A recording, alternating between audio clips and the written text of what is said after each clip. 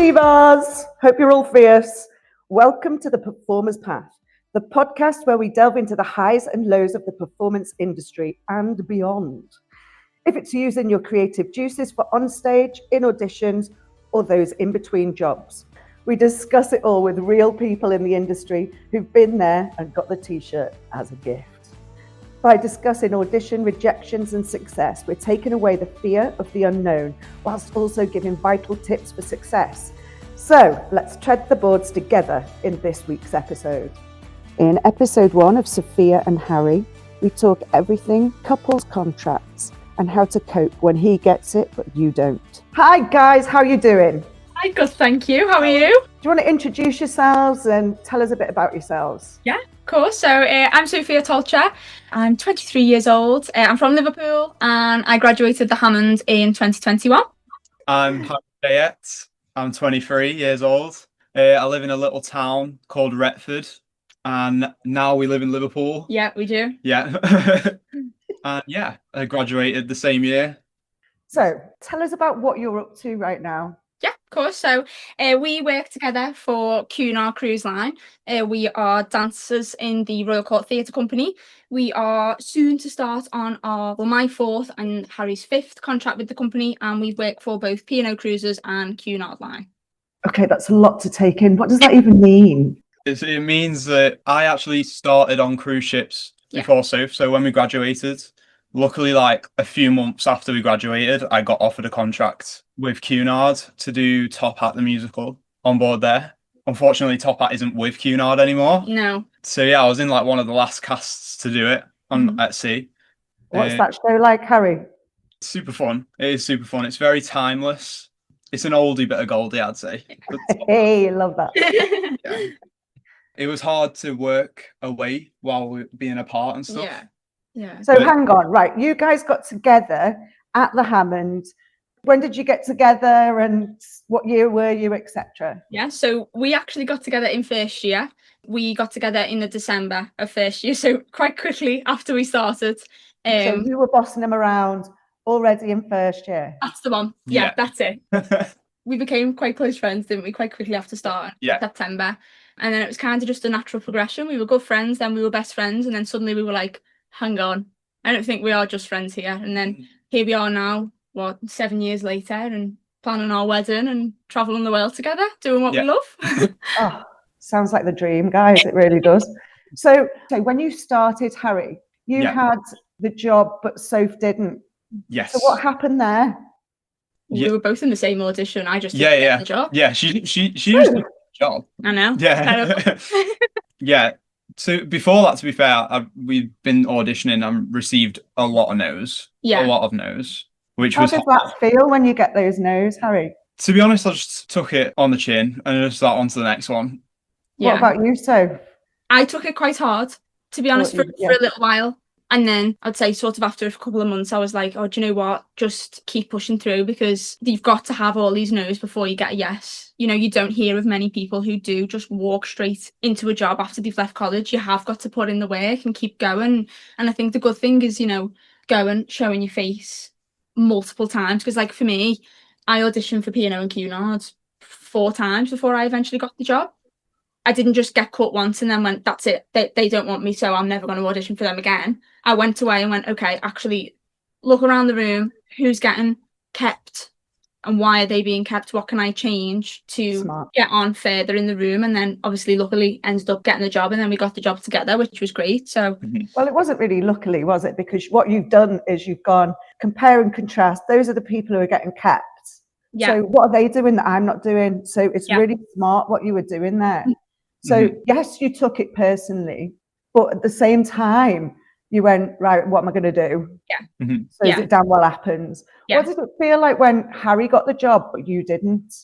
It was quite tough. We were very recently engaged when Harry got offered the job. We were in this amazing engagement bubble and, you know, still loving that and going like, oh my God, we're planning this. And then still like, you know, auditioning at the same time. And then it was just like suddenly someone came in and just went and popped that bubble. And obviously, like, I was completely over the moon for Harry. You know, he really deserved the job. But it was hard for me, kind of going like, oh God, then my head was like spiraling with so many different things as to why didn't I get the job, things like that. And then it was the realization of, oh, actually, we've now got to be apart for 9 months when we spent every second together for the last 3-4 years before that, training together in college. We lived together in our third year, through lockdown we were together, and then after that, sort of the year after we'd graduated, we were living together. That's when we got engaged, and yeah, he was gone, and I was suddenly just like, oh, okay. Yeah, so it was tough, but I feel like it also gave me a bit of fire in my belly to really, really push on. Seeing him being away and how amazing he was doing and how good the shows looked, the places he was traveling looked incredible. And I was like, no, I want to do that.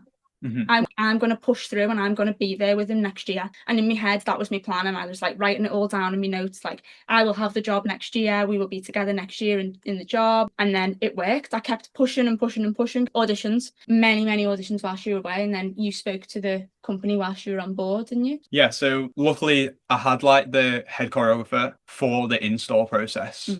During my first contract, so we like got speaking to him quite quickly and got to know him quite quickly. We get on really, really well. And yeah, luckily he understood like the situation that we was in, like working apart from each other and stuff. And he had our backs from like the get-go of like wanting to do a contract together and stuff. So they are super, super accommodating to couples. Yeah, they are. They're great. Yeah, they're great. Right, so just going back, Harry, we'll come back to that, put a pin in it for now.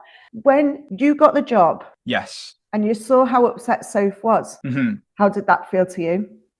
I understood why she was upset, but also like it is hard because you can't help but be excited for what's like going to happen. But then also like with the excitement, it's not all sunshine and rainbows working at sea. It's not. It really isn't. There's very, very tough days, and you can feel on your own a lot of the time at sea, especially if you haven't got your kind of person there. I think it was a lot harder for Soph than it was for me. Talk to us about one of those days though, and what you did to get you out of that funk. So if it's like a sea day, you've got like nothing to do, no duties, no shows. Sometimes, sometimes, and you just feel a bit like on your own and like trapped in your little cabin. There is all sorts to do on board. You can like go out onto crew deck, take in that you're actually like working at sea, and like you're actually there because you need to take a minute and think that so many people are auditioning to do what you're doing. It can suck at times, but you've got to understand that you're very, very fortunate to be in the position that you're in. So when you guys then finally got into rehearsals together, did it feel different to rehearsals here? Yeah, absolutely it did. Yeah. I think it's when you take that step up into the professional world and then you suddenly, like the end of the week get like your pay packet come through and you go, oh my God, I'm getting paid for this. And we're together. And like, oh my God, like this is crazy. And I think it's so exciting. Like for us, like the company we work for, we do one show per week.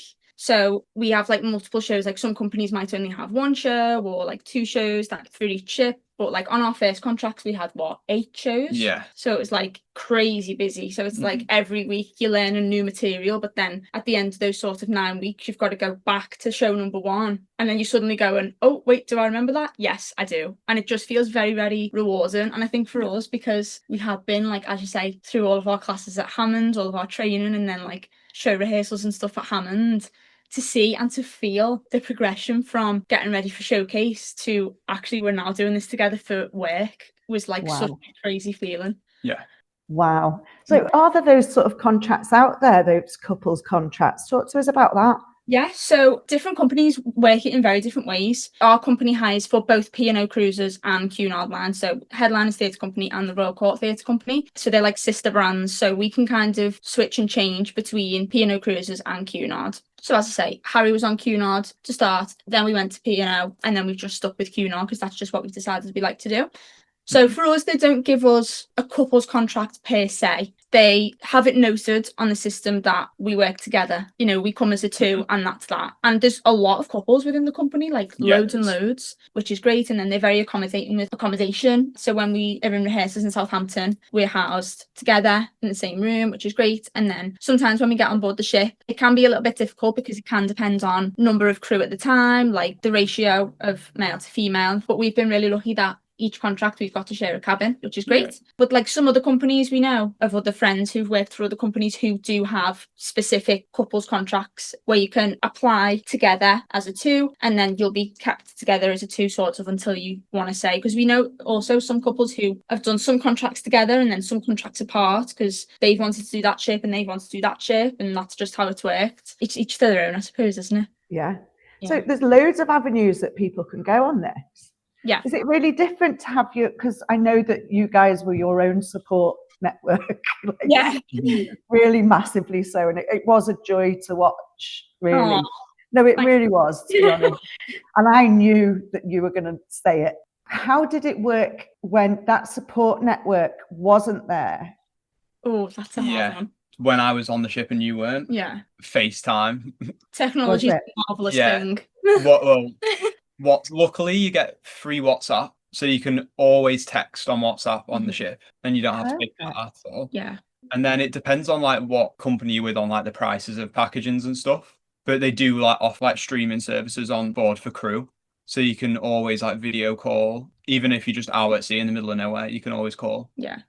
That's brilliant, isn't it? Yeah. It's great. Technology is honestly, I would say that was our saving grace, to be honest. And it was hard because obviously I was here back in the UK and Harry was in America for a majority of his contract. So obviously then you've got time differences to play into that.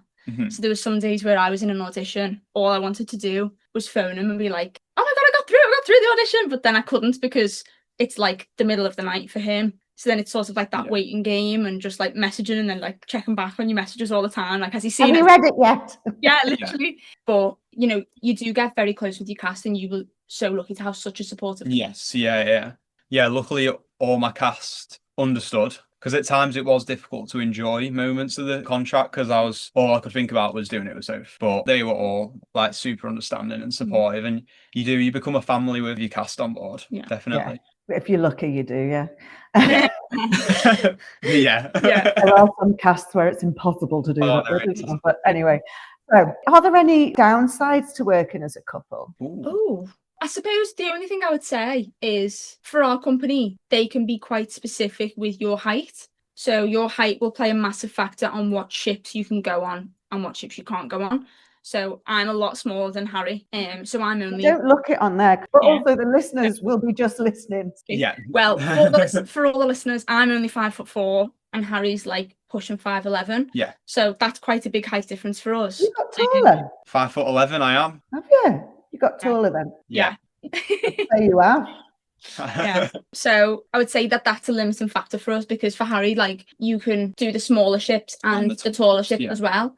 Whereas I can only really do the smaller ships. So suppose in some aspect, it's like if Harry had like a big dream to do a certain ship, but he couldn't if he wanted to do it with me because they wouldn't put me on that ship. I would say that's the only downside really for us personally. Yeah. And then little things like it's been funny, like planning the wedding, for example. Like planning a wedding in the middle of the sea is like really quite fun. Yeah. Yeah. I bet it is. Yeah. So how are you dealing with that? Is mum and dad doing it all? Or? No, actually, we've social media and the internet and stuff again is our saving grace. Yeah. We've managed to sort pretty much everything, haven't we? Yeah, we've booked pretty much everything whilst at sea, like whilst in our little cabin. Yeah. Yeah. Talk to us about the living space where you are and like a day at sea. Yeah, cabin wise, bunk beds is always fun. And then the space as such is actually, it is small, but it is actually not that bad. No. There's floor space, like you can walk around in your room. Yeah. And then storage wise is where you struggle, like storing clothes and stuff. But in terms of like the actual like living space, you just get very comfortable with the person that you're sharing with. Yeah. Very quickly. Yeah. And then so that you get married. Yeah, that's it. All right, that's it for another episode. Don't forget to comment, like and subscribe. And wherever you are on your performer's path, stay safe and sane and let your creative light shine bright on whatever you do.